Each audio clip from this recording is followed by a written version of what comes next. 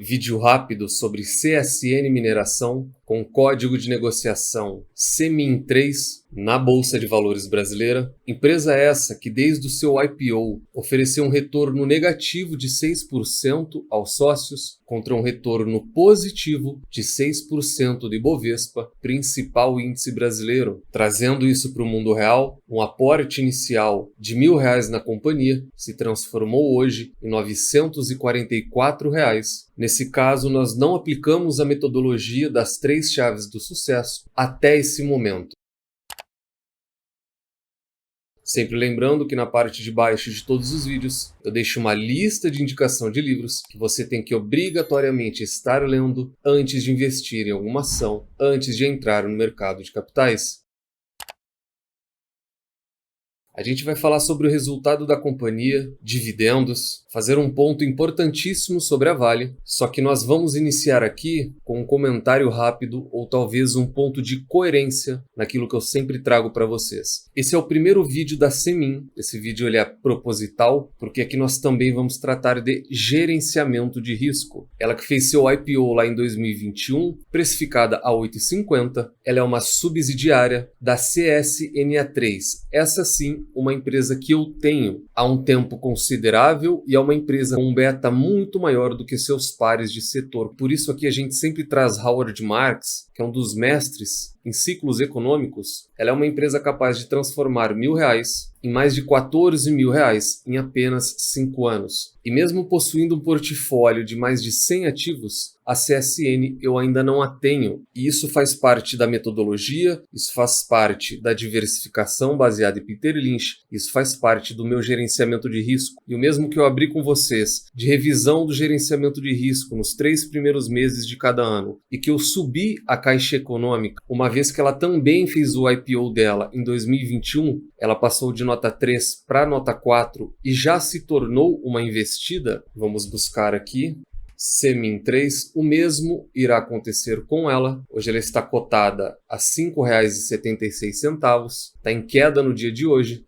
Eu apenas filtrei aqui para abrir o gerenciamento de risco e ela saiu de caráter especulativo e muito em breve, assim como a Caixa Econômica, ela também vai se tornar uma investida. E talvez não tivesse momento melhor para trazer a companhia, uma vez que só nesse ano ela já acumulou uma queda de quase 30%. Só que a grande realidade, para mim, ela é uma luz no fim do túnel. E aí eu vou falar de siderúrgicas, de mineradoras, eu acabo englobando todas elas, porque a gente vai falar de produto e subproduto, e a gente vai falar de setor e subsetor. Eu englobo todos eles. E dentro do setor, a CSN Mineração, até esse momento, foi luz na escuridão. Foi um ótimo resultado da companhia. Não à toa, na divulgação dos resultados, CEMIN subiu, enquanto o CSN teve uma forte queda. No intraday, elas chegaram a cair 5%. Não é um momento muito legal para a siderurgia como um todo. O mercado ainda luta com aquela questão que eu já trouxe de importação de aço chinês. E a gente vai voltar em tudo aquilo que eu sempre falo do macro: oferta e demanda chinesa, economia chinesa, mercado imobiliário chinês e o boom das commodities que viveram seu topo entre 21 e 22.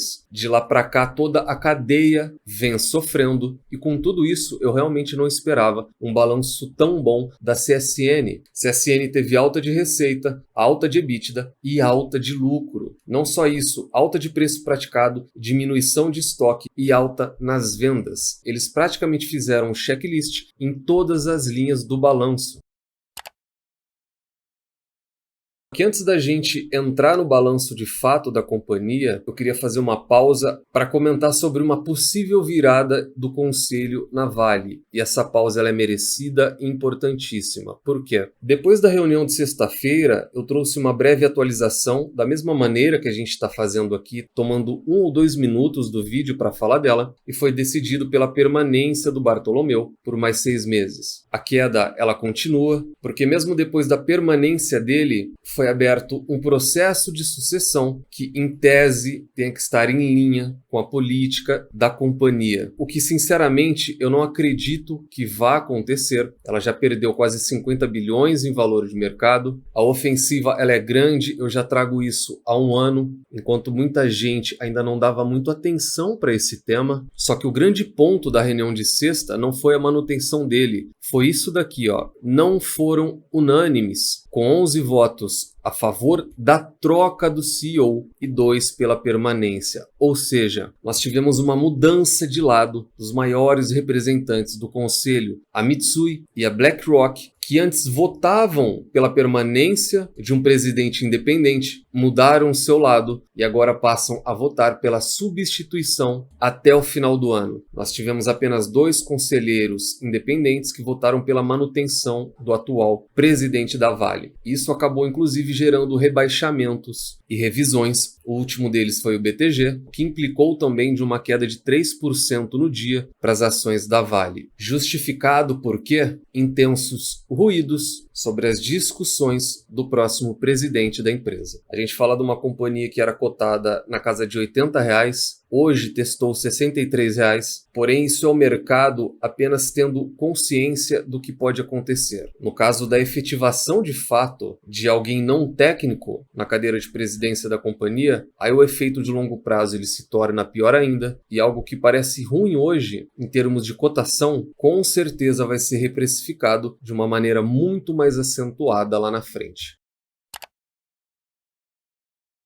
E agora, para entrar nos números da Semin, uma empresa que após 3 anos do seu IPO, assim como Caixa Econômica Federal, já me soa muito interessante. Um lucro líquido de 1,35 bilhão no quarto trimestre, uma margem EBITDA quase 10% acima do quarto TRI de 22, aqui a gente fala do year over year, e um lucro anual de 3,6 bilhões. Números oficiais da companhia, sempre acessem o RI de todas as suas investidas. Aqui um ponto muito importante, um ponto extremamente positivo desse trimestre em particular. Talvez seja a combinação perfeita para qualquer empresa. A gente teve uma produção que subiu quando comparado ao quarto TRI de 2022 e uma produção que subiu e muito no ano fiscal de 23 quando comparado no ano fiscal de 22. Por que essa combinação é tão boa? Porque no momento complicado de commodities que o mundo inteiro vive, e a gente pode ver nos resultados da Vale, da Petrobras, da Goal, mesmo que a sua cadeia produtiva aumente, você não consegue escoar, você não consegue vender por conta de preço praticado. No caso dela, tudo veio para o bem. Ela produziu mais e o estoque dela diminuiu. Ela vendeu mais, ela escoou mais. Ela vendeu mais no trimestre, quando comparado a 22. Ela vendeu mais de maneira anual, uma alta expressiva de 30% quando comparado a 22. E o preço praticado também foi melhor, por isso a combinação perfeita e por isso a receita também subiu muito mais. Alinhado a uma redução de 3% no CPV, um EBITDA crescente e uma margem EBITDA também em alta. Por isso que lá no início do vídeo eu citei que a empresa ela praticamente zerou todos os checklists possíveis para o balanço de uma empresa. Disso daqui a gente vai falar na análise fundamentalista, mas algo que talvez fosse negativo, ele se torna positivo e vocês vão entender lá na rentabilidade dela. O CAPEX continuou subindo, beirou 500 milhões, é um aumento expressivo de 21%. De início, eu talvez já não gostaria desse número. Por quê? Porque observem um montante de quase 380 milhões, ele é para continuidade operacional. O que quer dizer isso? Ela é uma empresa que demanda injeção de capital, ela suga dinheiro. Ela é uma empresa de capital intensivo para que ela possa continuar as suas operações. Em contrapartida, apenas 110 milhões são para novos negócios, são para a expansão da companhia. Fluxo de caixa livre da empresa teve uma melhora significativa por conta do EBITDA. Quanto à dívida, a gente volta a mais um ponto extremamente positivo da CSN Mineração. A holding, ela não detém esses números. Essa subsidiária, a parte de mineração, tem um controle de dívida e tem uma gestão sobre o fluxo de caixa da empresa excelente. A gente fala de uma relação negativa. E quando ela está positiva, como ela esteve lá em 2022, a gente fala de um ratio de apenas 0,33 vezes o EBITDA da companhia. Isso é muito tranquilo, isso é muito salutar. E tudo isso se traduz em quê? No consolidado do resultado da empresa. Eu já adianto que em todas as linhas a empresa cresceu, tanto no trimestral quanto no anual. No fiscal de 22 para 23, que é uma imagem interessante, a empresa cresceu em receita de venda no mercado interno e externo, e o lucro líquido aqui embaixo, tanto no trimestral quanto no anual, também cresceu. A gente sai de 870 milhões no quarto trimestre de 22 para 1.360 milhões no quarto tri do ano passado, e de maneira anual saímos de um lucro de 2,9 bilhões para um lucro de 3,6 bilhões de reais em 2023.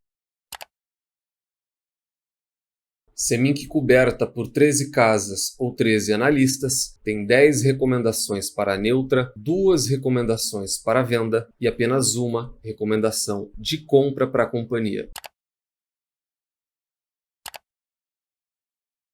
Análise fundamentalista, lucros, lucros e mais lucros. Tese essa de Peter Lynch, a gente pega a DRE da empresa maior histórico possível e é visível a crescente de receita da companhia, bem como nós não temos nenhum prejuízo ao sócio no período.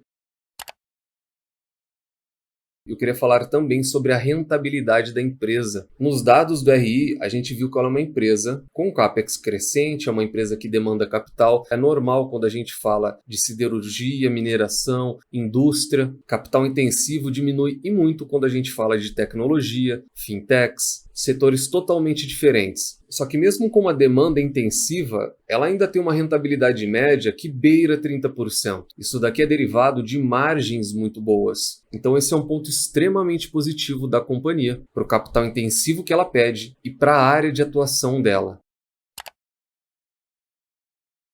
Gerenciamento de risco esse pessoal, individual e intransferível. Portanto, falamos da CSN Mineração, uma subsidiária da CSNA, uma empresa de commodities cíclicas, e ela obtém, a partir desse ano de 2024, uma nota 3. Ela é considerada uma boa empresa, sempre lembrando que notas 3, 4 e 5 são boas, ótimas e excelentes empresas, respectivamente. Pontos positivos, pontos negativos e pontos de atenção da companhia. Pontos positivos eu trouxe bastante no decorrer do vídeo, ainda mais num balanço surpreendentemente bom. Como eu falei no início do vídeo, ele trouxe luz num setor que não havia luz, um setor onde até mesmo a Vale apresenta resultados em queda. Foi um excelente resultado. Ela é uma empresa muito rentável, muito bem administrada até o momento, e isso é demonstrado através dos números. Pontos negativos eu não enxergo, eu enxergo apenas um ponto de atenção, que eu vou trazer da CSNA, que é uma empresa com beta muito maior, mas isso é muito comum do setor. Você pega variações de empresas cíclicas, no caso essas de siderurgia, de mineração, empresas que trabalham com minério e aço, elas têm uma variação muito explosiva. Em um momento elas custam 3, em outro momento elas custam 50, em um momento elas custam R$1, em outro momento elas custam 42. E dos mesmos R$50, elas voltam a custar R$10 em um piscar de olhos. Esse é apenas um ponto de atenção muito voltado ao investidor que ainda não tem um portfólio robusto, um portfólio maduro. Esse tipo de empresa ela é voltada para o investidor que já possui um portfólio robusto, capaz de sustentar esse tipo de empresa enquanto ela não performar bem, enquanto ela performar de maneira negativa, até que um dia ela responda de maneira agressiva. Qualquer alta concentração feita de maneira errada e sem gerenciamento de risco não implica numa queda de 5, 10, 15%, como por exemplo nós podemos ter num banco. A gente fala de quedas na ordem de 80%. E mesmo depois de todos esses números que a gente viu da companhia juntos, vocês perceberam que eu sequer citei dividendos, porque a gente fala de uma empresa cíclica que vai ter uma alta flutuação, uma empresa que muito provavelmente no futuro ela vai ter sim lacunas de pagamentos. Isso é inerente ao setor dela, e isso tudo porque ela tem uma excelente média nesses 3 anos, 12,64%, é muito acima do comum praticado, só que esse foco em encontrar excelentes empresas, foco numa análise fundamentalista, na DRE, na eficiência, na rentabilidade e na dívida, ele tem que ser dado antes de se olhar para os proventos.